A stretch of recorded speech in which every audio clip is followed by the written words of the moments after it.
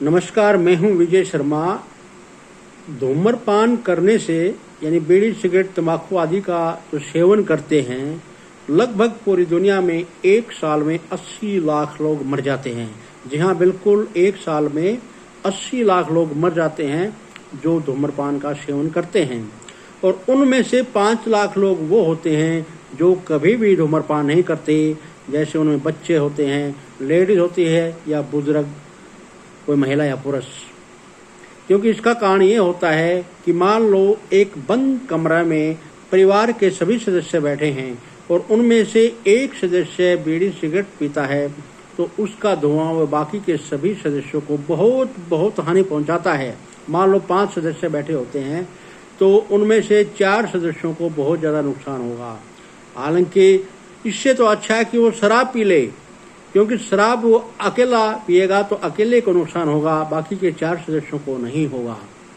लेकिन कभी भी सत्ता पक्ष या विपक्ष कभी भी ऐसी इन गहराइयों में नहीं जाती और न ही आम पब्लिक ने कभी भी बीड़ी, सिगरेट या शराब के बारे में कभी भी आंदोलन नहीं करती कि ये सब बंद होना चाहिए। बल्कि वो पेट्रोल देखती है, इतना महंगा हो गया है, दालें देखती है, गैस सिलेंडर देखती है, वो प्याज और टमाटर का भाव देखती है। बीड़ी, सिगरेट, तंबाकू और शराब के बारे में कभी भी वो नहीं कहती।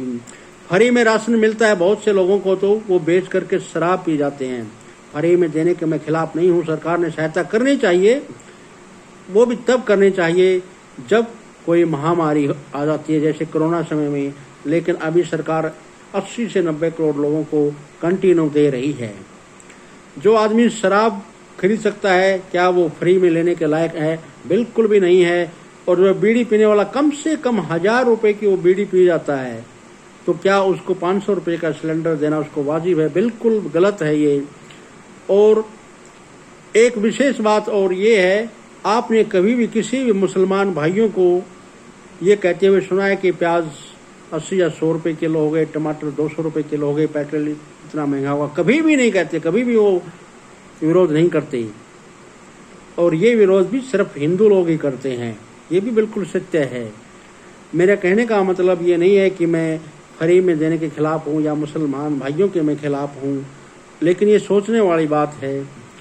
अगर आप फ्री में लेते रहेंगे तो काम कैसे करेंगे? आप बिल्कुल भी काम नहीं करेंगे, निठल्ले हो जाएंगे। तो ऐसे नेताओं से तो वैसे भी बचना चाहिए।